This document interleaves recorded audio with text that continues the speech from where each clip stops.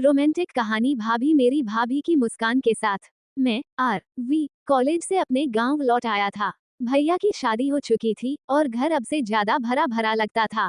जब पहली बार भाभी को देखा तो वो तुलसी को पानी दे रही थी।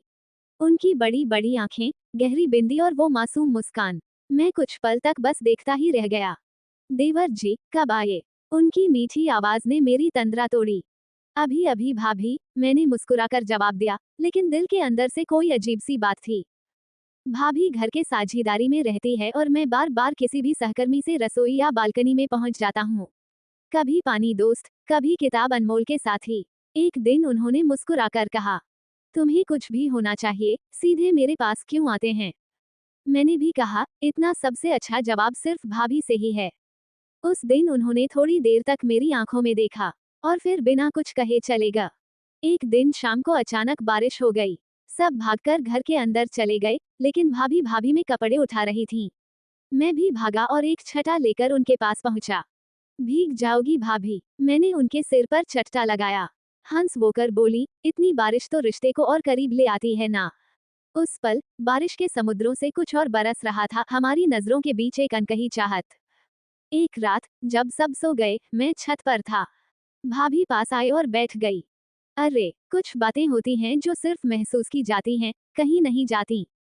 मैंने उनकी तरफ देखा, अगर मैं कुछ कहूं तो क्या कहूं?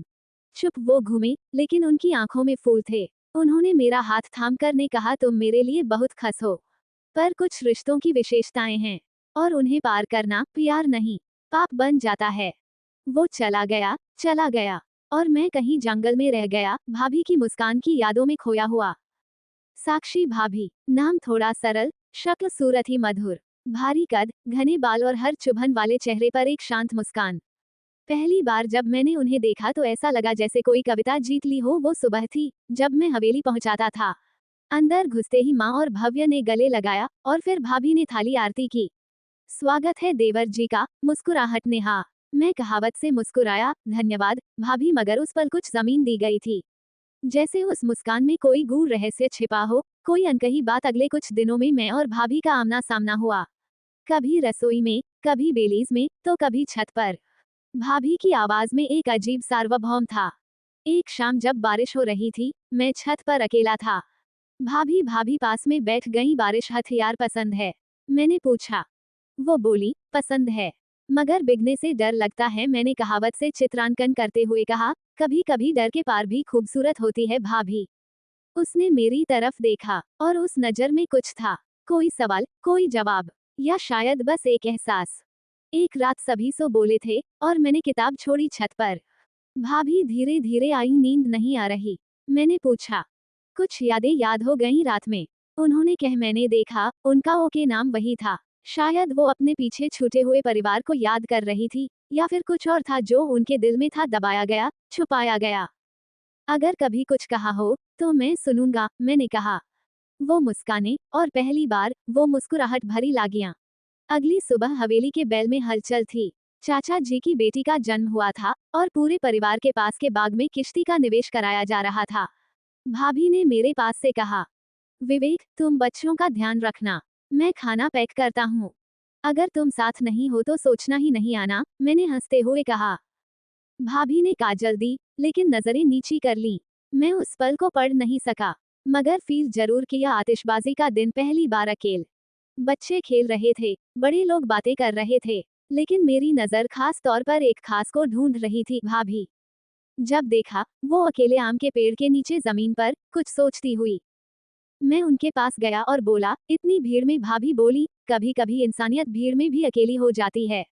मैं पास बैठ गया, तो मैं क्या करने जा रहा हूँ जिससे मैं देर तक अकेले रहना भूल जाऊं? उन्होंने मेरी तरफ देखा, पहली बार बिल्कुल सीधी नजर, और कहा, कुछ बातें जो दिल में हैं, मगर कह नहीं सकती। तो क्या मैं सुनूं? बिना बोले मैंने धीरे से कहा। चुप। वो रुका, मगर उनकी नजर ने सब कह दिया। उसी दिन शाम को जब सब लोग बस में थे तो मेरा कुछ सामान पीछे छूट गया।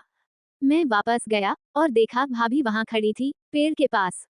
उनकी पायल टूट गई थी। भाभी रुको, मैं देख रहा हूँ। मैं नीचे झुक गया और उनके रेखाचित्र में वो फ्लोरिडा सूर्यास्त लगा। हमारी अंगुलियां एक पल के लिए चट्टाने, और वो एक पल में जैसे रुक गई। विवेक, उन्होंने मेरी तरफ देखा। कुछ पता है? बस पता चल जाए। मैंने कुछ नहीं बोला, बस उनकी आंखों में देखा और पहली बार लगा कि हम दोनों एक ही रास्ते पर हैं, लेकिन मंजिलें अलग अलग हैं। उस रात मुझे नींद नहीं आई। छत पर पर्यटक आकर्षण, दर्शन, ये संबंध क्या है? क्यों भाभी की हर मुस्कान अब मेरे दिल में देखने की बढ़ी हुई संख्या है? क्यों हर पल उनके वास्तविक ईमानदार विकल्प हैं, मगर उनकी दूरी क्या है? भाभी के पुराने जीवन से एक रहस्य सामने आया। विवेक के अवशेष और गहराई में उतरेंगी। और एक दिन, एक शब्द सब कुछ बदल देवी। अगली सुबह हवेली में सब अपने अपने सामान में शामिल हो गए। मैं अपनी पुरानी किताबें साफ कर रहा था, जो कमरे में रखा था। उसी में से एक किताब के टुकड़े में एक कागज का टुकड़ा गिरा। दोस्तों की बात ये थी कि वो एक पत्र था, लिटविट भाभी की थी, और शुरुआत के 2 शब्द ही मुझे सन कर दिया। मैंने कांपते हाथों से वो पत्र पढ़ना शुरू किया। जब तुम पहली बार शहर से अलग थे, तो मैंने पूछा था कि मेरे जीवन में कुछ बदलाव वाला है। 3 मासूम बातें, वो बिन कहे सब समझ गए, और वो देखे, सब कुछ मुझे लगा था। ये रिश्ता गलत है, मैं अभिभावक हूँ, मैं टाइप भाभी हूँ, लेकिन मैं एक औरत भी हूँ, एक ऐसा दिल जो अब तक सिर्फ बंधन में रहती हूँ, महसूस नहीं करती। वफा के साथ जो सार्वभौम है, वो कहीं और नहीं। मगर मैं डरती हूँ, कुछ करीबी ज्ञान मैं खुद से दूर हो जाऊंगी। इसलिए ये शिलालेख कभी भी स्मारक नहीं है। प्लांटर्स में सुनना था। मेरे सवालों के जवाब मिल गए थे, मगर साथ ही एक गहरे हथियार भी दिल में उतर गए थे। भाभी भी मुझे उनके जैसा ही महसूस करती हैं, लेकिन उन्होंने खुद ही रोक लगा ली थी हमारे प्रतिबंधों के लिए।